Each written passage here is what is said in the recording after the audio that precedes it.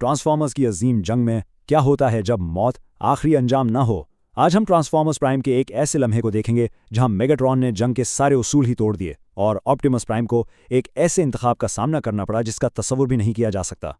ये सिर्फ Decepticon leader Megatron की एक धमकी नहीं है। नहीं, ये एक खौफनाक हकीकत का ऐलान है। सोचिए जरा, एक ऐसी जंग जहां गिरे हुए साथी भी दुश्मन बनकर खड़े हो जाएं। ये एक ऐसा खतरा है जो जिंदगी और मौत के बीच की लकीर को ही मिटा देता है। तो आखिर मेगाट्रॉन का ये नया हथियार है क्या? सीधे अल्फाज में, ये एक ऐसी फौज है जो पहले ही मर चुकी है और यही बात इसे तकरीबन नाकाबिले शिकस्त बना देती है। ये सारी तबाही आ रही है डार्क एनर्जॉन से। देखिए, ये कोई आम ईंधन नहीं है। इसे यूनिक्रॉन का खून कहा जाता है, एक नापाक शैतानी मादा जो मुर्दा साइबरट्रोनियंस की लाशों में जान डालकर उन्हें एक बेअक्ल, ना रुकने वाली ज़ॉम्बी फौज में बदल देता है। मेगाट्रॉन का मंसूबा बहुत सीधा और उतना ही वशियाना है। इस ताकत से वो सिर्फ एक जंग नहीं जीतना चाहता, वो जंग के पूरे तसव्वुर को ही खत्म कर देना चाहता है। एक ऐसी लाफानी फौज जिसे ना दर्द होता है ना खौफ। इसके साथ वो कायनात पर अपनी हुक्मरानी को हमेशा के लिए कायम करना चाहता है। और ये सिर्फ एक जंगी चाल नहीं, ये ऑप्टिमस प्राइम के लिए एक ज़ाती नफ्सियाती हमला है। मेगाट्रॉन साफ साफ कह रहा है कि शिकस्त का मतलब सिर्फ मौत नहीं, बल्कि अपने ही दुश्मन की मुर्दा फौज का हिस्सा बनकर हमेशा के लिए लड़ते रहना है। ये किसी भी ऑटोबॉट के लिए जहन्नुम से भी बदतर है। तो ऐसे दुश्मन के खिलाफ ऑटोबॉट्स भला कर भी क्या सकते हैं? ये खतरा उन्हें एक ऐसी स्ट्रेटेजिक दिलदल में धकेल देता है जिसके लिए उनकी कोई तरबियत, कोई तैयारी नहीं है। बस यही वो एक सवाल है जो ऑटोबॉट्स की हर हिकमत अमली, हर मंसूबे को बेकार कर देता है।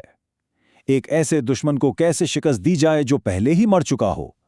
उनके हथियार, उनकी ट्रेनिंग, सब कुछ बेमानी हो जाता है और उनके सामने एक खौफनाक सच्चाई आ खड़ी होती है। और इसका जवाब इंतहाई वहशियाना है। इन मुर्दों को रोकने का सिर्फ एक ही तरीका है, इन्हें टुकड़े टुकड़े कर देना। जैसा कि यहाँ नजर आ रहा है, पहले उन्हें नाकारा करना और फिर जिस्मानी तौर पर उन्हें मुकम्मल तबाह कर देना। ये लड़ाई नहीं, ये कसाई का काम है। एक ऐसा काम जो ऑटोबॉट्स को उनकी इखलाकी और जिस्मानी दोनों हदों से आगे धकेल देता है। और जैसे ये सब काफ़ी ना हो, इस जंग को और भी पेचीदा बना देते हैं इनके इंसानी साथी। ऑटोबॉट्स की सबसे बड़ी ताकत यानी इंसानियत का तहफ़्फ़ुज़ अब उनकी सबसे बड़ी कमज़ोरी बन गई है। हर बार जब वो किसी इंसान को बचाने के लिए रुकते हैं, वो इस मुर्दा फौज के लिए एक आसान हदफ बन जाते हैं। ये शदीद दबाव सिर्फ ऑटोबॉट्स पर ही नहीं है। मैदान जंग की अफरा-तफरी में इंसानी टीम के अंदर भी दरारें पड़ना शुरू हो गई हैं और इनका इत्तेहाद अब टूटने के करीब है। तो होता क्या है? टीम दो हिस्सों में बंट जाती है। एक तरफ टीम का उसूल है कि हम एक दूसरे का साथ कभी नहीं छोड़ते, जो कि खालिस वफादारी है, और दूसरी तरफ जिंदा रहने की सादा सी मंतिक है कि ऐसे खतरनाक फैसलों से जान जा सकती है। ये दिल और दिमाग की एक क्लासिक जंग है। ये एक जुमला सब कुछ कह देता है। जब मौत हर कोने में खड़ी हो तो क़यादत और अहकामात की जंजीर टूट जाती है। बका की जिबलत हर चीज़ पर हावी हो जाती है और हर कोई अपना ऑप्टिमस प्राइम बनने की कोशिश करने लगता है। तो जब फौज हार रही हो, इत्तेहादी आपस में लड़ रहे हों, तो सारा बोझ किस पर आता है? जाहिर है, लीडर पर। अब सब की नज़रें ऑप्टिमस प्राइम पर हैं, जिसे एक ऐसा फैसला करना है जो इस जंग का रुख हमेशा के लिए बदल सकता है। और यहाँ सूरत हाल को काबू से बाहर होता देखकर ऑप्टिमस वो फैसला करता है जो सिर्फ एक सच्चा लीडर ही कर सकता है। वो अपनी बका पर अपनी टीम की बका को तरजीह देता है। वो सबको पीछे हटने का हुक्म देता है, भले ही उसका मतलब ये हो कि इसे उस मुर्दा फौज का सामना अकेले करना पड़ेगा। लेकिन एक लीडर का हुक्म उसकी टीम की वफादारी से टकरा जाता है।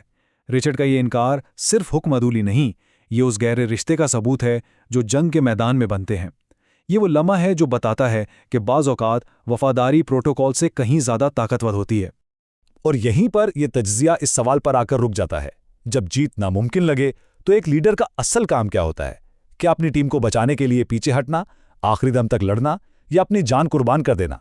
इस सवाल का कोई आसान जवाब नहीं है।